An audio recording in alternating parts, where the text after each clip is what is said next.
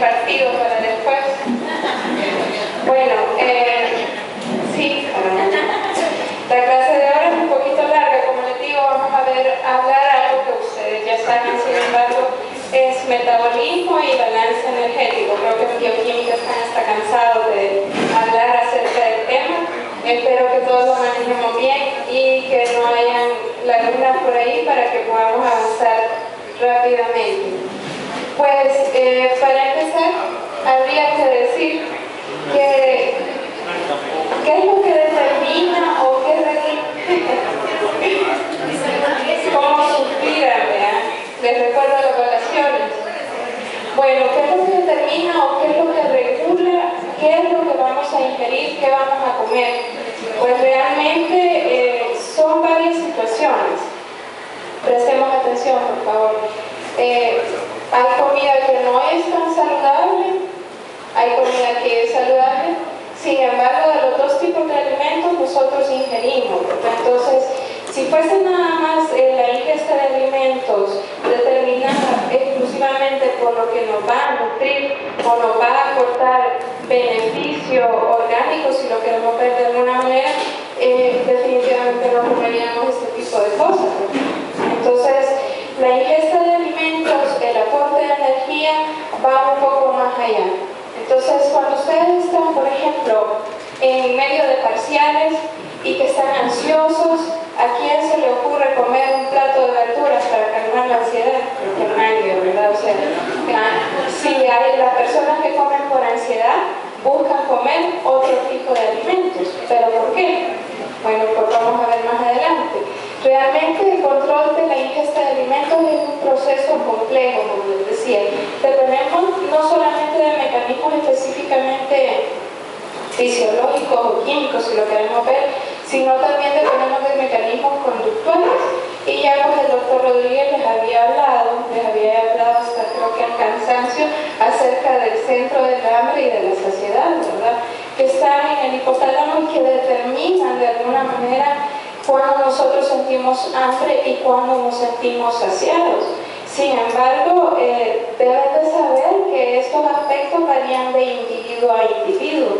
De hecho, lo saben en la convivencia con sus compañeros, con sus amigos. Hay algunos que tienen capacidad para comer más y hay otros que tienen capacidad para comer menos. Y hay unos que comen poquito y son gorditos y hay otros que comen bastante y son flaquitos. Entonces, todo este tipo de situaciones están relacionadas con características específicas del individuo y con aspectos que vamos a ver más adelante. Entonces también hay aspectos psicológicos y sociales, como les decía. Ustedes saben que en la India, por ejemplo, hay mucha hambruna, ¿no? Y sin embargo, a pesar de que hay necesidad, de que la gente necesita comer, hay déficits proteicos severos en toda su población. Sin embargo, la vaca no se la come, ¿verdad? O sea, res no ingiere. ¿Por qué? Porque también en la alimentación influye situaciones sociales y conductuales, ¿verdad? Entonces, no solamente tenemos que pensar a nivel fisiológico, específicamente en los centros de regulación de la alimentación, sino que también una serie de situaciones sociales y conductuales que finalmente determinan qué es lo que nosotros vamos a ingerir para aportar energía y hasta cierto punto también bienestar hacia nuestro organismo. Entonces, tenemos dos centros que ustedes ya conocen, el centro de la alimentación y el centro de la saciedad. El centro de la alimentación, ustedes saben que está tónicamente activo, es decir, que el fin o la función del centro de la saciedad finalmente será inhibir al centro de la alimentación en el momento en que se detecta plenitud. Pero ¿cómo funcionan estos centros? ¿Hacia qué responden o a qué responden? Pues obviamente que como todo tejido depende de aporte energético para poder funcionar. Entonces estos centros detectan los niveles de glucosa que llegan hacia la circulación y que proveen energía hacia estos centros. Entonces son capaces de crear y detectar variaciones en el nivel de glucosa y dar una respuesta ante esta, ¿verdad? Entonces se sabe que señales diferentes desde estos centros producen cambio en el comportamiento, es decir, sentimos hambre o sentimos saciedad, dependiendo lo que acontezca en nuestro organismo en ese momento. Sin embargo, también tenemos otra serie de teorías que están relacionadas con el aspecto de la regulación de la ingestión del alimento. Entonces aquí está lo primero, la teoría glucostática, y es lo que les mencionaba, que los centros hipotalámicos son capaces de detectar los niveles de glucosa que llegan hacia sus tejidos, y dependiendo de esto se inhibe el centro de la saciedad o se activa para que inhiba el centro de la alimentación, que está, como ya les dije, tónicamente activo. Entonces, esto es lo que influye en el deseo de comer. Sin embargo, no solamente eso, cuando les puse la primera diapositiva de los alimentos, probablemente desayunaron todos, y sin embargo a más de alguno se le antojó comer algo de lo que estaba por ahí, aún cuando está saciado. Sin embargo, puede sentir ese deseo a pesar de esto. Entonces, volviendo a la teoría glucostática, ¿qué sucede? Bueno, pues los centros hipotalámicos son capaces de percibir una concentración de glucosa baja. Si hay una concentración de glucosa baja, entonces el centro de la saciedad se inhibe. Y como saben, volviendo al punto, el centro de la alimentación está tónicamente activo, entonces este se torna dominante y tenemos deseos de comer. Si la concentración de glucosa es alta, el centro de la saciedad inhibe el centro de la alimentación y entonces nos sentimos saciados, no tenemos deseo de comer.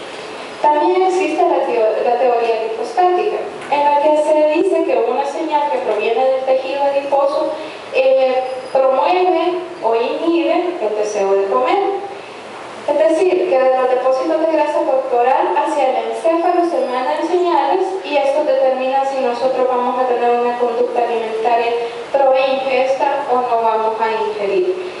Esto es controversial porque de repente tenemos la situación de la obesidad, ¿verdad? En que el paciente tiene un tejido adiposo abundante y sin embargo sigue teniendo deseo de comer.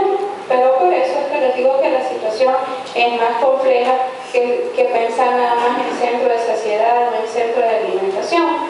Entonces, si consideramos lo de los depósitos de grasa en términos regulares, si estos aumentan, el deseo de comer disminuye.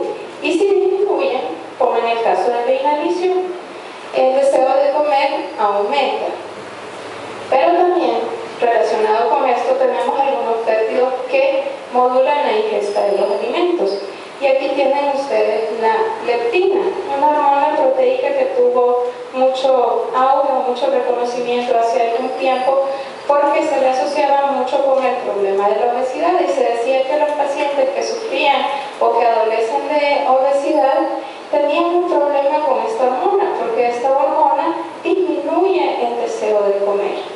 Entonces, estos pacientes que tenían problemas de obesidad, probablemente se pensó que tenían un déficit de esta hormona, o que esta hormona no estaba funcionando adecuadamente, de tal manera que los pacientes siempre tenían deseos de comer. La grelina es un péptido y es secretado por el estómago. También este péptido secretado por el estómago, al detectar la presencia de la ausencia de alimentos, aumenta el hambre. El neuropéptido Y es un neurotransmisor encefálico. Este también estimula la ingesta, y como tiene acción opuesta a la leptina, son inhibidos uno contra el otro recíprocamente. También las herencias sensitivas tienen influencia en lo que nosotros decidimos comer, o si decidimos comer o no decidimos hacerlo. Deglutir y masticar los alimentos ayuda a crear una sensación de plenitud, y eso es la razón por la cual cuando alguna persona se pone o decide iniciar un régimen de dieta, los nutricionistas y nutriólogos le recomiendan que mastique por lo menos 20 veces el alimento, o sea, un bocado. ¿Por qué? Porque la sensación de deglutir y masticar manda señales aferentes hacia nuestros centros hipotalámicos del hambre y de saciedad, para decir que estamos comiendo y que ya no vamos a comer más. Esa es la razón también por la cual en la actualidad se recomienda que los niños no coman viendo televisión, ni tampoco con juegos de video, porque ni siquiera se dan cuenta de qué es lo que están tragando ni de cuánto han comido. Siguen masticando y ni siquiera se percataron de eso. Y esta es una de las razones también por qué no se recomienda comer de manera rápida, ¿verdad? Porque si comemos rápidamente, nuestro cerebro no interpreta que nosotros hemos comido lo suficiente y entonces tendremos a comer más de lo que realmente necesitamos. La vista, el olfato y el gusto del alimento también pueden suprimir o estimular el apetito. Por ejemplo, si ven esto, puede ser que les dé hambre o que se les antoje comer. Por ejemplo, los chocolates no son ningún alimento nutritivo, pero casi que a todo el mundo le gustan los chocolates. Y casi nadie dice no cuando le ofrecen un chocolate. Y el café igual, ¿verdad? Entonces, también se sabe que estos alimentos, como los chocolates, los postres o las cosas que son dulces, estimulan la liberación de serotonina y eso crea una sensación de bienestar. Entonces, también por eso comemos, no solamente para fines nutritivos o energéticos. ¿Y a quién se le antojará comer cucarachas o gusanitos fritos por ahí? Sí, ¿verdad? Son proteínas puras, eso sí, son nutritivos. Y por otro lado, también a veces lo que les mencionaba, comemos para calmar la ansiedad. Se dice que eso está determinado desde el periodo de la infancia o de la lactancia temprana, digamos de lactancia menor. Cuando los niños lloran, cuando los lactantes lloran, la madre tiende a suplir las necesidades, pero como generalmente la madre no sabe por qué el niño llora, una de las conductas repetitivas es darle la pacha o darle lactancia. Entonces, ese niño desde bebé está condicionado a que en periodos de estrés él se va a sentir aliviado comiendo.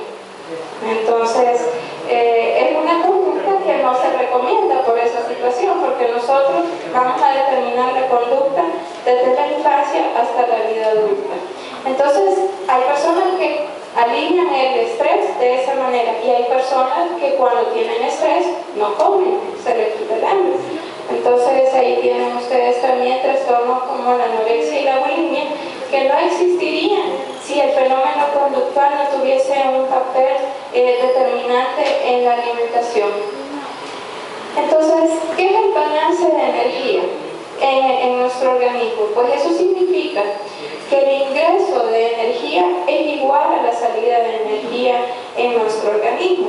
Sin embargo, nosotros muy poco podemos hacer con respecto a la salida de energía de nuestro organismo. Sin embargo, sí podemos hacer mucho en cuanto a la entrada de energía. Es decir, nosotros podemos regular lo que consumimos, mas sin embargo no podemos regular cómo nuestro organismo va a utilizar estos nutrientes. Por eso que durante la alimentación y durante una dieta balanceada y costumbres sanas para el ser humano es la práctica de ejercicio, porque es la única manera como nosotros podemos influir en la salida de energía de nuestro cuerpo. Y si nosotros de alguna manera estamos aportando más nutrientes del que necesitamos, la única manera de lograr un balance es aumentando las pérdidas, ¿verdad? Es decir, aumentando la salida de energía de nuestro organismo. Entonces, el balance de energía, pues ya les decía yo, cuando tenemos un alimento, ingerimos un alimento, pues se digiere, se absorbe. ¿Y qué va a pasar con este alimento? Depende de las necesidades que en ese momento nosotros tengamos. Entonces, el metabolismo determina la utilización de estos nutrientes. ¿Para qué? Para producir o energía inmediata, o formación de nuevos tejidos, o almacenamiento de esta energía en forma de grasas. Entonces, la energía corporal que nosotros